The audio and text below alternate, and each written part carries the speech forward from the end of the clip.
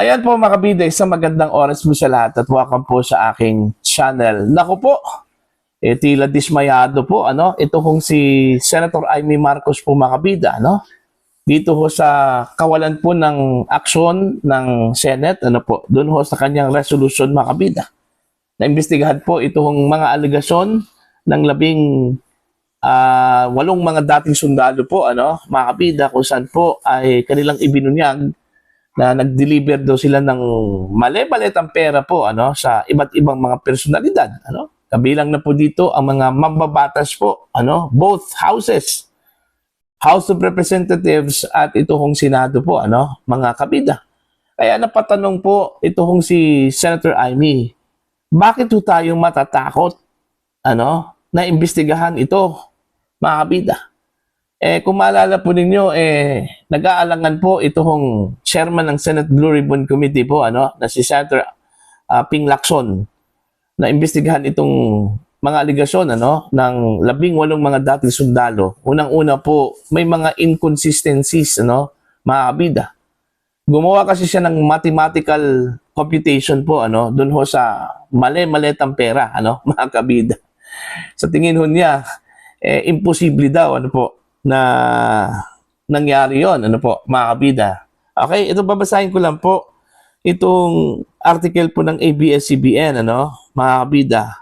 Ang sabi po dito sa kanilang article, why should there be any fear? Ito yung tanong po ni Senator Amy Marcos po, Amy says Senate duty to prove ex-Marines bribery claims. Okay, ito yung title po ng article ng ABS-CBN, mga kabida.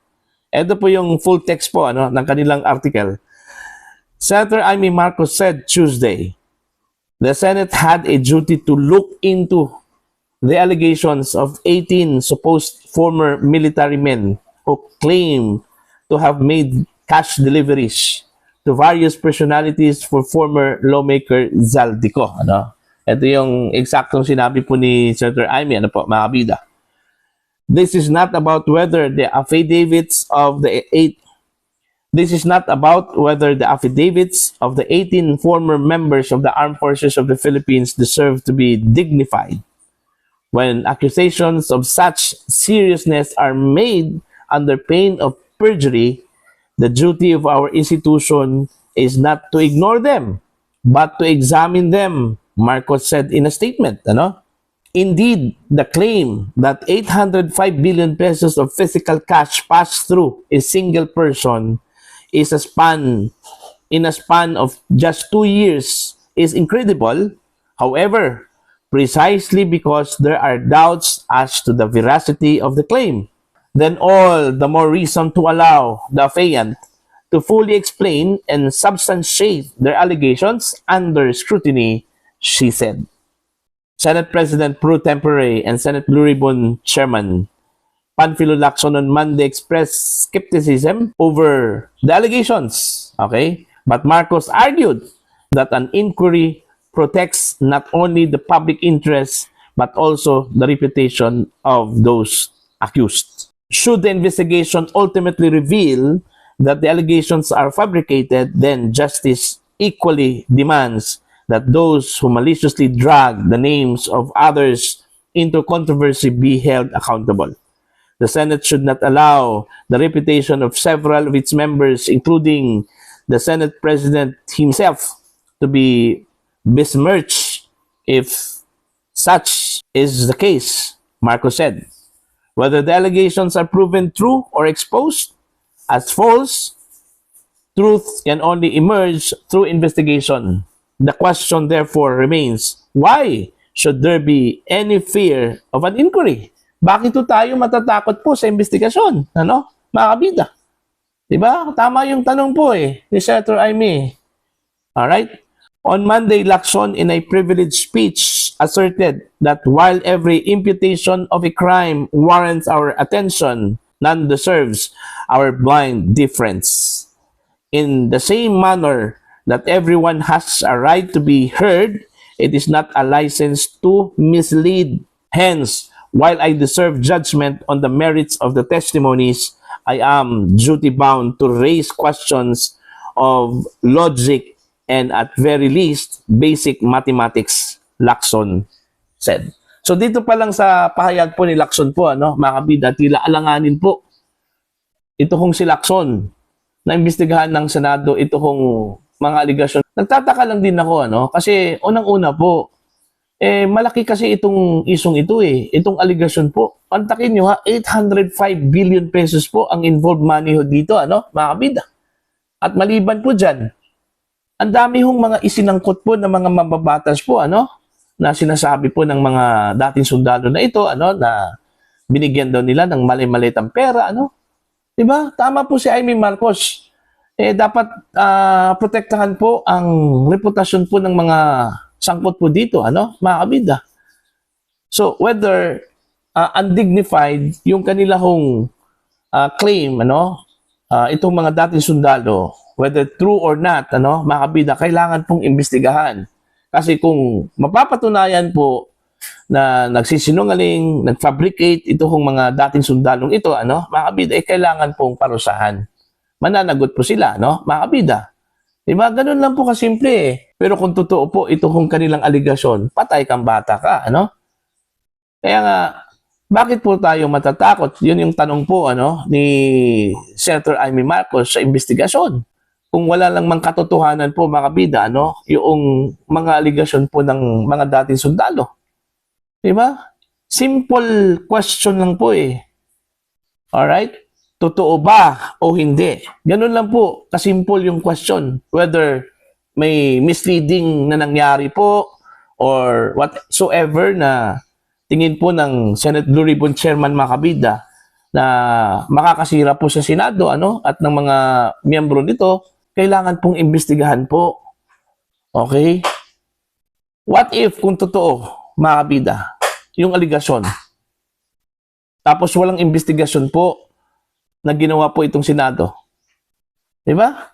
Kaya sa action po ngayon ng Senate na tila alanganin po, mga kabida, na imbestigahan ito, baka naman po magdududa po ang taong bayan, mga kabida.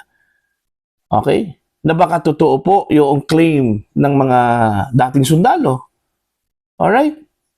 Nabasa ko po sa isang news item lalaban daw itong mga nabasa ko po sa isang news item po mga kabida, na lalaban daw hanggang kamatayan itong mga dating sundalo po, at ipaglaban po nila yung kanila hong isiniwalat, po, mga kabida. Doon pa lang, kailangan na po mag-isip-isip itong mga senador. Bakit ganon? Bakit po kaya hong lumaban hanggang kamatayan itong mga sundalong ito, mga kabida, po? Ano po ang nasa kanilang aligasyon? Yun yung dapat curious po ang mga senador po dito. Kaso tila walang action po ata itong Senate leadership po, mga kabida, sa resolution po ni Senator Amy Marcos. Okay? Kasi kung meron pong action po doon sa kanyang resolution, hindi ho siya magsalita ng ganito, mga kabida, na tila nagpapahiwatig po, na takot po itong Senado na imbestigahan itong aligasyon po ng 18 mga dating sundalo po, mga kabida, po. Okay? Huwag naman po tayong magpahalata Diba? Kasi ho naman po yung matatamaan dito, kailangan po na imbestigahan. Kasi po, hindi naman po yung pag-iimbestiga dahil ho sa mga kasamahan po na involved dito, kundi in the interest po ito, para ho sa mga Pilipino, mga kabida. The Filipinos deserve to know the truth because they are taxpayers, mga kabida. Mga nagbabayad po sila ng buwis para sa sweldo ng mga senador. Okay? Para sa sweldo ng mga opisyal po ng gobyerno, po, mga kabida. Diba? They deserve the truth kung ang perang 805 billion pesos ba ay mula sa kanilang binayad po na buwis, mga kabida, o hindi. Ganun lang po yun kasimple. Kasi kung mula sa kanilang binayad na buwis, mas lalo hong deserve po nila malaman po ang totoo kung bakit ganun-ganun na lang po, ipinamudmud yung kanilang pera, mga kabida. Diba? Simple logic lang po kung si Lacson po gumawa po ng kanyang mathematical computation at ginamit po yung kanyang common sense dito, common sense lang din, ano, mga bida, na kailangang imbestigahan ito para malalaman po natin ang totoo kung nagsasabi ba itong mga dating sundalong ito, ano, ng katotohanan o hindi. O nag-fabricate lang po sila ng storya, mga kabida, para lang po siraan itong mga mambabatas po, ano? O di kaya para i-divert po, mga kabida, itong impeachment complaints against Vice President Sara Duterte. Ganun lang po kasimple yun. Okay? So para po kay Senator Ping Lacson, ano, mga kabida, since siya po yung chairman ng Senate Blue Ribbon Committee, ano? Okay? And then, itong resolution po ni Senator Amy Marcos tila Senate Blue Ribbon Committee atang mag-iimbestiga ho dito, ano? So kung nag-aalangan po siya dito, mga kabida, pwede naman po siyang mag-inhibit eh. Ipapasa po niya. Pwede ho niya ipasa yung kanyang responsibilidad as chairman, ano, doon ho sa kanyang vice chairman. Po is Senator Erwin Tulfo po, ano, mga kabida. Oh, hindi po siya mag-participate kung alanganin po siya dito. Ganun lang po kasimple. Basta importante po dito, imbestigahan po ito ng Senado, ano. Huwag ho nating hayaan po ang ombudsman lang po mag-imbestiga ho dito. Kasi unang-una po, ang ombudsman meron na pong pronouncement eh. Diba? Ito kung si Ombudsman Boying Rimulya eh. Kumbaga, meron na ata siyang initial na judgment po dito, ano? Nag-aalangan po siya, mga kabida, sa veracity po ng claims ng mga dating sundalo po, ano? Okay? So, dyan pa lang, may kulay na po. So, alam na po natin kung ano po ang mangyayari dun ho sa mga isinumiting affidavit po, ano? Ng mga affiants, mga kabida, ano po? Alright? Para po sa inyong opinion at pananaw po, mga kabida, please comment down. Sa mga hindi pa po subscriber po sa aking channel, please subscribe. Just click the subscribe button, click the notification bell, click all para updated po kayo, mga kabida, sa aking mga uploads. Maraming salamat po sa inyo lahat.